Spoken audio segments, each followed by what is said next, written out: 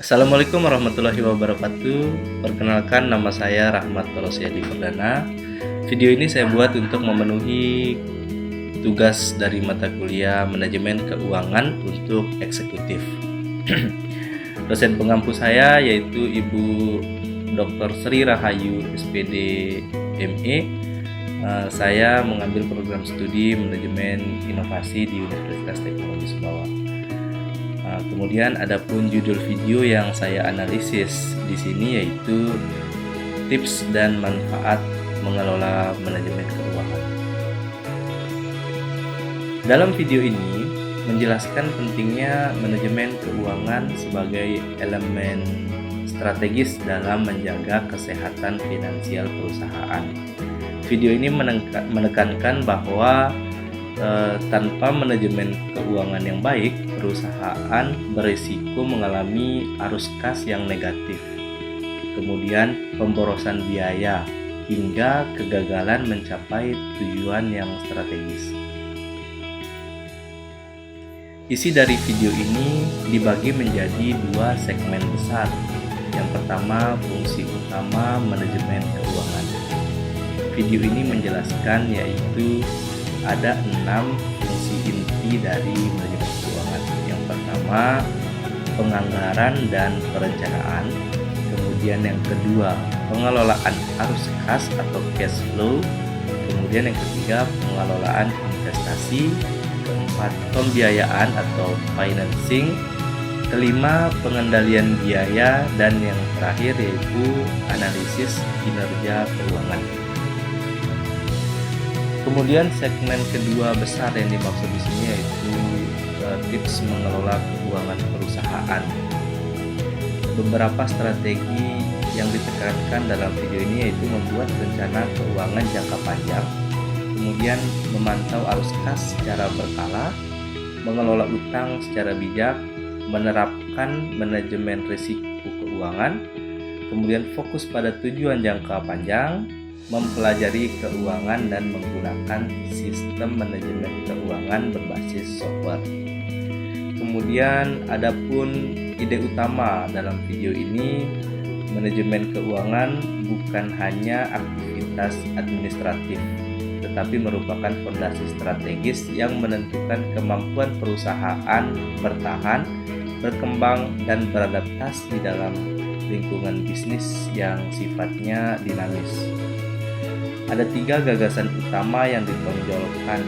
Yang pertama, pengelolaan keuangan harus sistematis, terukur, dan berbasis data. Kemudian yang kedua, perencanaan dan pengendalian keuangan menentukan keberhasilan jangka panjang. Dan yang terakhir, pemanfaatan teknologi keuangan mempermudah pengambilan keputusan dan meningkatkan efisiensi. Kemudian pendekatan strategis yang dibahas dalam video atau strategic planning approach. Yang pertama, membuat rencana finansial jangka panjang. Kemudian mengaitkan tujuan keuangan dengan visi perusahaan dan memberikan gambaran alokasi sumber daya masa depan. Kemudian relevansinya adalah mendukung strategic financial management yang disarankan oleh Wiston dan Brigham. Kemudian pendekatan manajemen risiko atau risk management approach mengidentifikasi risiko utang, risiko likuiditas, risiko investasi, dan membuat kebijakan mitigasi risiko yang terukur.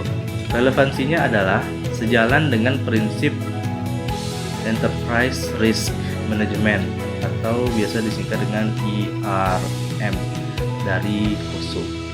Kemudian untuk pendekatan berbasis data dan teknologi atau data driven dan digital finance. Penggunaan software seperti Accurate Online, monitoring otomatis arus kas, dan pengembalian keputusan lebih cepat dan akurat. Relevansinya sesuai dengan konsep digital finance transformation dari Deloitte tahun 2020. Kemudian pendekatan efisiensi operasional atau operational finance approach menekankan operasional melalui pengendalian biaya dan memastikan biaya sesuai dengan anggaran.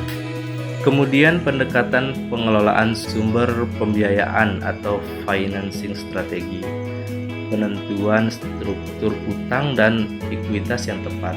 Kemudian pertimbangan bunga, risiko kredit jangka panjang. Untuk analisis kritis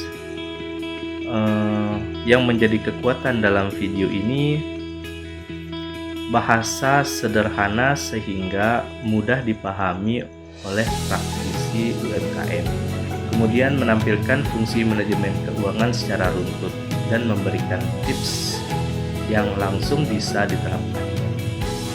Kemudian yang menjadi kelemahan dalam video ini, analisis mendalam mengenai cost of capital (ROI) atau risk return trade-off kurang dieksplorasi dan tidak membahas integrasi manajemen keuangan dengan strategi pemasaran dan operasi. Ada unsur promosi software sehingga fokus edukasi sedikit pecah. Kemudian untuk peluang dan pengembangan materi bisa ditambah contoh kasus keuangan nyata, kemudian penjelasan lebih teknis soal penganggaran, misalnya zero based budgeting atau rolling budget. Dan yang terakhir mungkin integrasi digital finance dengan AI atau automation. Sekian dari saya. Wassalamualaikum warahmatullahi wabarakatuh.